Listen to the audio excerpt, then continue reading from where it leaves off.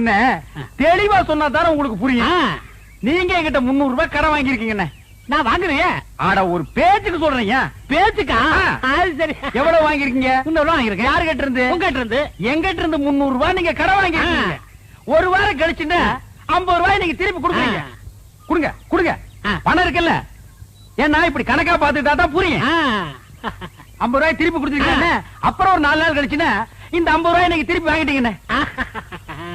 அப்புறம் ஒரு 5 டேஸ் கழிச்சுன்னா ஒரு 100 ரூபாய் கொடுக்குறீங்க.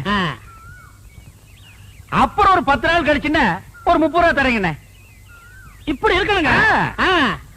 அப்புறம் ஒரு 5 டேஸ் கழிச்சுன்னா இந்த 30 ரூபாய் எனக்கு திருப்பி வாங்கிக்கிறீங்க. அப்புறம் ஒரு 2 டேஸ் கழிச்சுன்னா 50 ரூபாய் எனக்கு திருப்பி கொடுக்குறீங்க. நல்லாவே புரியுது. இப்ப 300 ரூபாய் நீங்க எனக்கு எவ்வளவு கொடுத்துருக்கீங்க? 150 ரூபாய் கொடுத்துட்டேனே. 150 ரூபாய் நீங்க எனக்கு கொடுத்துட்டேனே. கொடுத்தாச்சு. இன்னும் நீங்க எனக்கு எவ்வளவு தரணும்? 150 ரூபாய் தரணும். என்னென்ன பேச்ச மாத்திட்டு 175 இல்ல? ஏங்க 300 150 போனா 150 தானே. என்னைய தலையெல்லாம் நரைச்சு போய் இப்படி போய் பேசிட்டு இருக்க? 175 இல்ல? 150 தாங்க.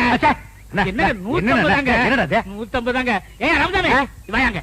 நீ சொல்லி நியாயத்தை. என்ன சொல்லுங்க? நான் உங்ககிட்ட 300 ரூபாய் வாங்கியிருந்தேன். சரி 150 ரூபாய் கொடுத்துட்டேன். கொடுத்துட்டீங்க.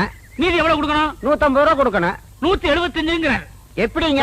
175 தாயா? 150 தாங்க. 175. அவருக்கு வேணா உங்களுக்கு வேணா ஒரு 25 ரூபாய் தள்ளுபடி பண்ணுங்க.